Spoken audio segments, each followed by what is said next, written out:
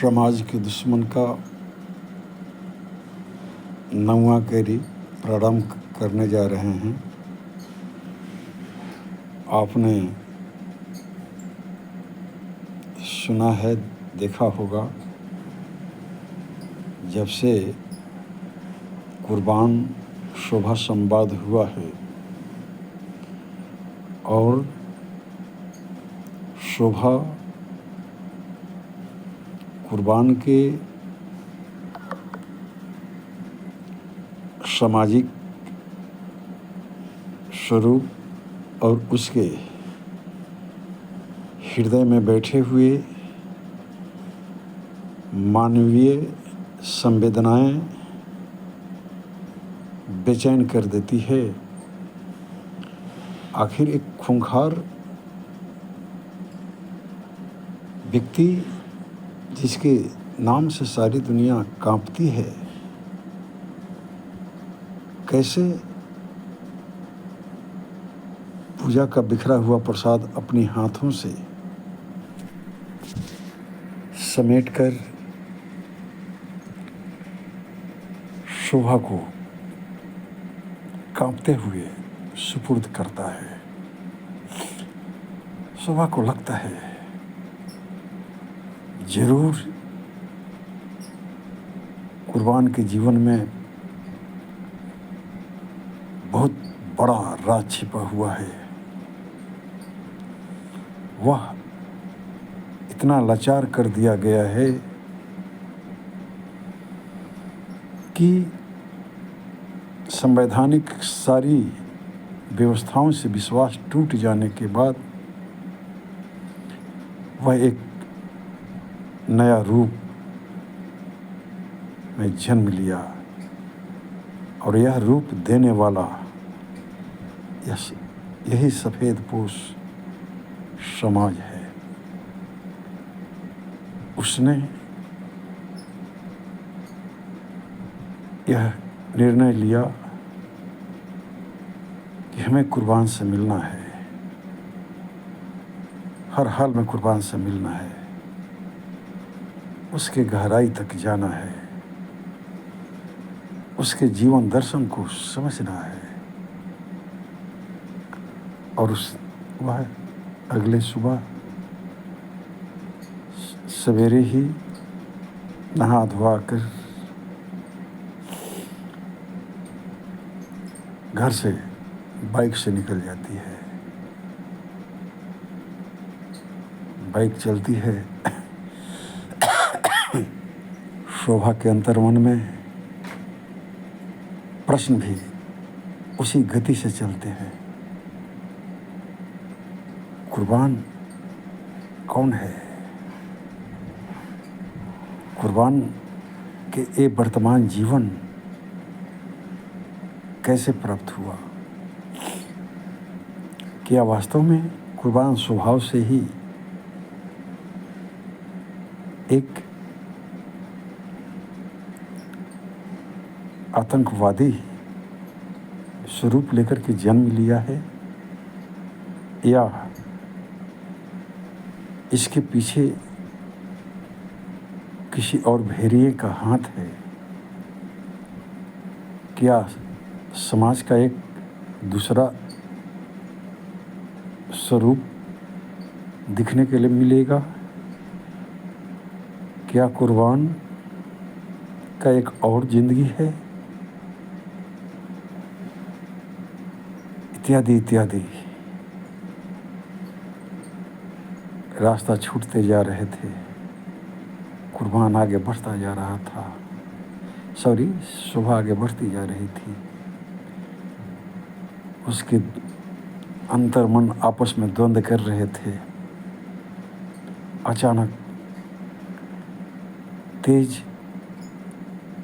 हवा चली, देखते देखते बादल घिर आए और तेज मूसलाधार वर्षा होने लगी। शोभा सड़क के किनारे एक विशाल वृक्ष के बगल में गाड़ी खड़ा कर ठंड से बचने के लिए रुक गई। सुनसान जगह, तेज बारिश, मूसलाधार पानी क्षण भर में लगा जैसे बाढ़ सा नज़ारा हो गया। सड़क के दोनों तरफ जंगल, झाड़ी, कोई नहीं दिख रहा था। शोभा अपने ही अंतर्मन में खोई हुई थी। प्रश्न सिर्फ और सिर्फ एक था, कुर्बान। तभी विपरीत दिशा से कुछ मनचले एक 4 पहिया वाहन में तेजी से चले आ रहे थे। वीरान सड़क पर एक बाइक देखकर एक ने कहा, अरे अरे अरे रुक, लगता है भाग चमक गया। चलो तुम लोग 4 पहिए वाहन से चलो, हम इस बाइक को ले लेते हैं। गाड़ी रुक जाती है, 2 मंजिला उतरता है, बाइक की तरफ बढ़ता है। तभी एक ही नज़र शोभा पर पड़ता है। अकेली लड़की देखकर जैसे मानो उसे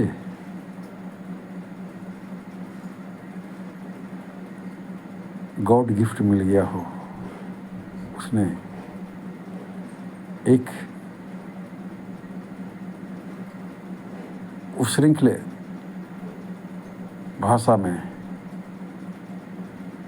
जोर से ठहाके लगाकर बोलता है, और क्यों नहीं, संस्कार ही उस ढंग से, जहाँ एक अकेली लड़की को इस अवस्था में देखकर सहानुभूति की ज़रूरत होती है, मदद की ज़रूरत होनी चाहिए, वहीं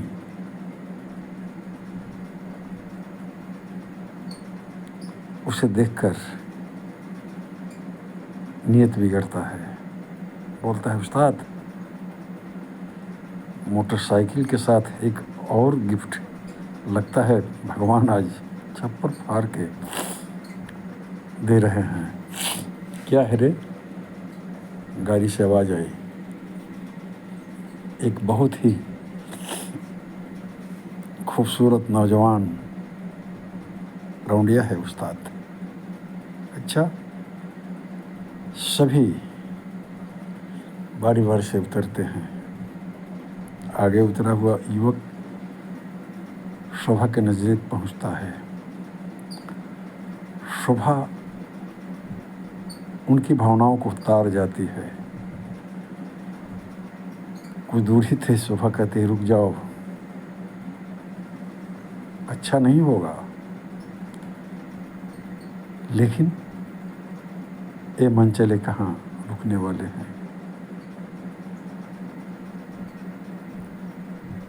सारे शब्दों को हम प्रयोग नहीं करेंगे। अश्लील शब्दों का प्रयोग करते हुए वे मनचले शोभा को दबोच लेना चाहते हैं, लेकिन वो भी मन ही मन तैयार थी।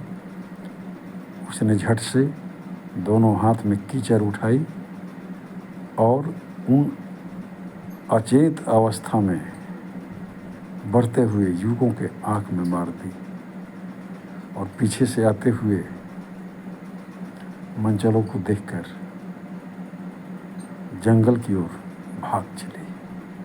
फिर क्या था, लोग समझते हैं एक मनचले की मनोवृत्ति, आगे आगे शोभा, पीछे से 4-5 की संख्या में ये गुंडे शोभा भागी जा रही थी। शोभा का लक्ष्य करके पीछा कर रहे थे। पानी इतना भर गया था जो शोभा के घुटना से ऊपर पैर चलाना भी मुश्किल था। कभी गिरती, कभी उठती, अपने आप को संभालती, भागती। बचाओ बचाओ, कब तक भागती। कटीला रास्ता, उस पर से पानी, पूरा कीचड़ से पैर से सर तक लथपथ। अंत में जितनी ताकत थी वो समझ चुकी थी कि अब बचना मुश्किल है और शक्ति भी दम तोड़ रहा है। जोर से चिल्लाई, बचाओ। तभी उसकी आवाज जैसे लगा जंगल में गूंज गया, कंपित हुआ और उसके प्रत्युत्तर में एक भयंकर आवाज आया उसी जंगल से, रुक जाओ। एक पर एक